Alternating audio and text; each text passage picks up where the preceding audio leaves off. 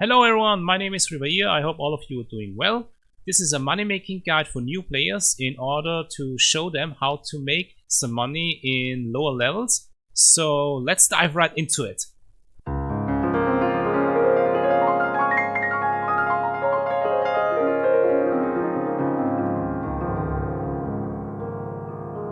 So everyone, the first advice I want to give you is to always do your golden story quests. You can find your golden story quests here in the quest tab or just by pressing F5, and we have these type of golden quests and these type of golden quests.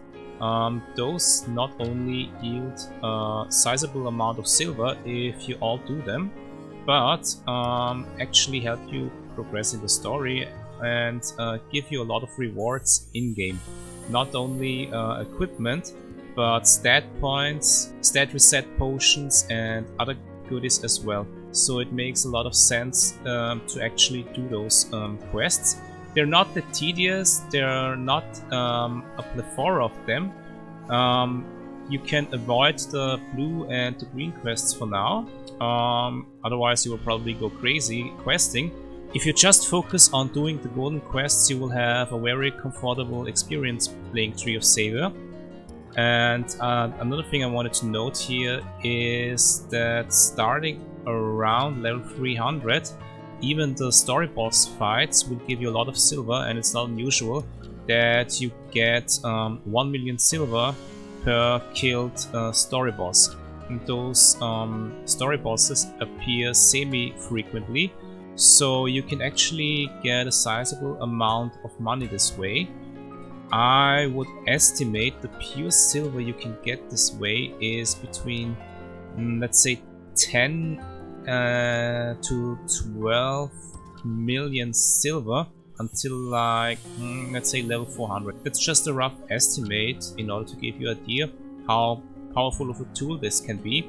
Of course, in endgame 10 million silver is nothing, but in the beginning to start out, it's actually really quite nice. The next advice I want to give you is to do the level dungeons in Klaipeda. You can do this by talking to this NPC here called Sentinel Ryan. You will see here that starting with level 50, every 70 levels or so you can do a new dungeon. You will get to this screen here, and the best way to approach this is just to enter them solo because they can be finished rather quickly, even with not so good equipment, and to actually party up when you do the level 400 dungeon, because this one is actually the most challenging one. But before that you can do all of them solo. But the important thing is that you actually get an item called multiply token. You can get them from the market, you can get them from events. The current Abo event is giving them away for free. Or you can get them from the Rivayir NPC in Klaipeda called Lena, who is at the 3 PM location in Klaipeda. You can do this after you finished a whole quest line of the golden story quests, and periodically she will give you these multiply tokens. You can activate them by just clicking this arrow here, then press the activate multiply mode button, and then press enter now, because this will combine your dungeon runs and you will get much more silver this way. Just as an example, if you run the level 330 dungeon with 2 multiply tokens, you will get 750k silver each time. So this way you can actually get a sizable amount of silver in a rather short period of time. The current market value of multiply tokens is around 140k, so even if you don't have any multiplied tokens left for free, you can actually make a profit this way until you hit a certain level threshold. After that, the silver will be reduced in the dungeon, and you have to level again to participate in the next dungeon. The next advice I can give you is to always do your mercenary quests. You can start doing mercenary quests at level 100, and you have to talk to this NPC here called Donis. I already have my mercenary quest active. Especially in later levels, mercenary quests will yield a sizable amount of silver, and you can do them 2 times per day. So one mercenary quest for this character, for example, would give me around 180k silver, so this would be 360k silver per day. The silver amount is not always the same, it depends on your level.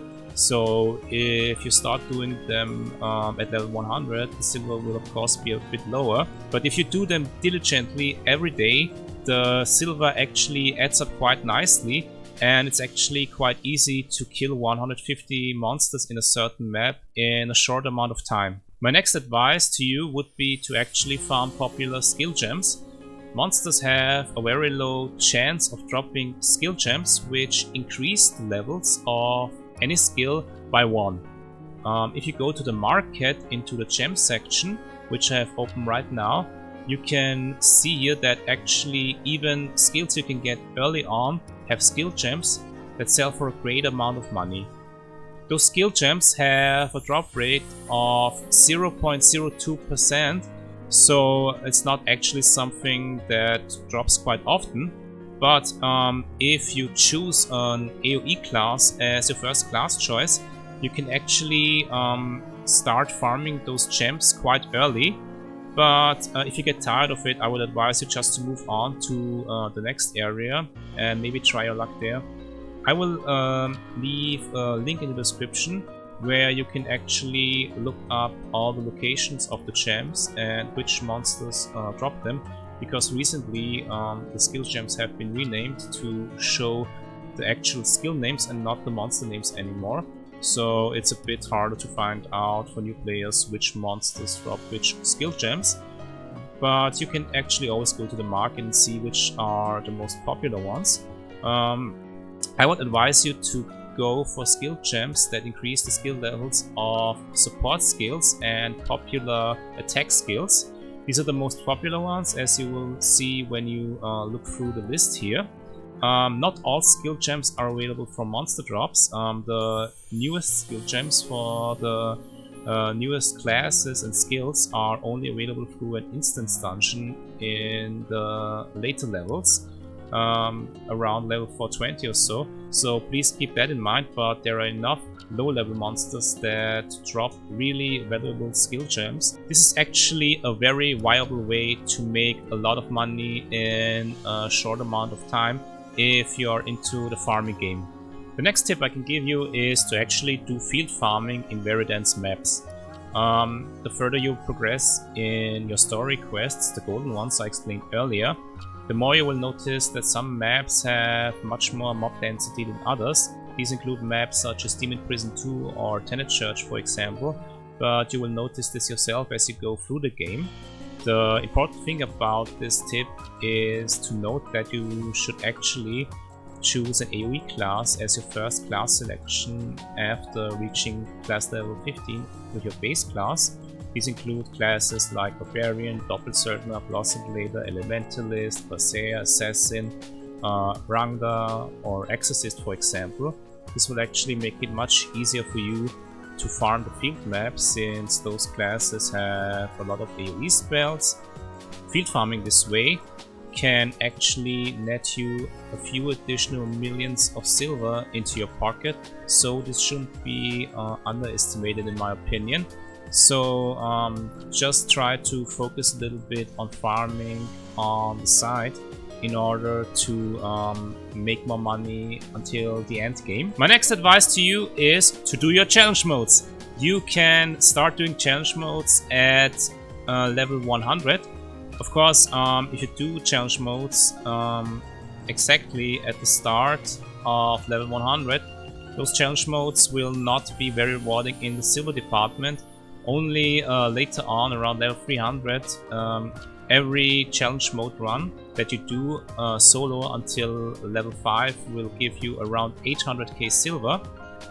With better equipment, this can be done quite easily within like 10 minutes or so. Even the K-to-run merchant equipment you can get from the Rivayir NPC Lena in Clapedia is more than enough to breeze through challenge modes until the level 420 plus maps. Starting from there, it's actually very much recommended to party up, because you will not gonna solo those maps in the challenge modes. It's actually quite easy to obtain those challenge portal scrolls I have here, because we have so-called burning weekends, and if you talk to an NPC in Klaipeda called Burning Weekend Helper, which is a bit south of the Rivayir NPC Lena, you can actually get free challenge portal scrolls and reset vouchers from her on Friday, Saturday and Sunday, on top of miracle seeds and goddess blessed statues that will increase not only your EXP but also give you other state increases as well. Please keep in mind, solo wise, you should always do challenge modes until level 5 and then stop, because after level 5 the curve goes up very steeply, and you will probably regret trying out level 6 and level 7 solo, because it's really hard. But from level 1 to level 5 is actually quite easy to do challenge modes. One thing I want to add from my standpoint, which I don't see a lot of people talking about, at the beginning when you're starting to do challenge modes, pick out maps with monsters that actually drop a lot of normal equipment and weapons that you can sell to the NPC, because this way you can actually farm those type of equipments much faster and the silver will accumulate much faster. So keep an eye out on the drops and see what kind of maps would actually be of advantage for you to do challenge modes. The next few tips will involve advices on what not to do if you want to keep your money or want to improve the silver you have. My first advice on what not to do is to participate in the Goddess Grace event. Goddess Grace events are events that take place in all the major cities, so Klaipeda, Fehmarn and Orsha. And these are automatically generated events when someone kills a world boss. You can actually see them since a button will appear here under the shop icon, which will be visible for 10 minutes, and you can actually gamble 100,000 silver on so-called high-end items.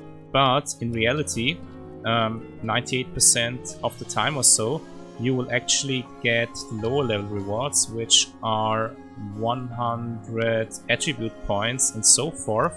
So don't even try to think about doing this. Even if you have like 10 million silver on your account, you will burn through this amount without getting any results out of it. I can only advise you to do this if you already have a few billion silver available and don't know what to do with your money. So please, as a new player, avoid that at all costs.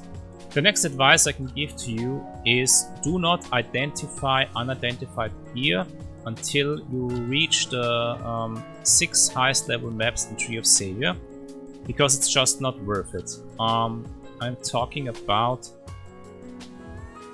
these little maps here. These are the only maps where identifying gear actually matters. Before that, just don't do this. It's a waste of money and you don't have enough options available to save the bad states you might have gotten from identifying the equipment. The stats you can get from gear that is below level 430 actually doesn't matter, because it's so low compared to the high level gear you can get from the new maps, that it's just not worth it. You will reach level 420 relatively fast, so your gear selection really doesn't matter. So just use the K-Run merchant equipment you can get from the Rivayir NPC Lena in Klaipeda and don't bother with identifying gear. It's a waste of money and, in my opinion, a trap for new players. So what should you do with the unidentified equipment before the level 430 unidentified gear kicks in the newest maps? You go to this NPC here, you go to the item dismantle option, you check all the boxes here and also this one, you push select all and you dismantle them. This way you will get Nuclear and Sierra powder. It will also cost you a certain amount of silver, but it will actually be worth it to invest the silver, because nuclear and Sierra powder are very important ingredients in endgame to upgrade any type of equipment. And with every new update Tree of Zero receives, nuclear and Sierra powder is actually getting more and more important. So always do this before you are able to farm the level 430 equipment in the new maps. You should be able to accumulate a lot of nuclear and Sierra powder, and the best advice I can give to you is to always store your nuclear and Sierra powder either in your personal or team storage, because right now, for example, this character I play here has like 60,000 nuclear powder and around 10,000 Sierra powder, and yeah, this is quite a high amount, but still not enough to actually use for most of the stuff you need it for in the end game. So please always do that, even if it costs a certain amount of silver. It's better than identifying this equipment, and you will actually lose more money this way if you start identifying everything. So everyone, that was the video. I hope you enjoyed it. Please leave a like, leave a comment in the comment section, subscribe to my YouTube channel, hit that notification bell, follow me on Twitch, and join me on my almost daily streams. And happy money making. See you until next time.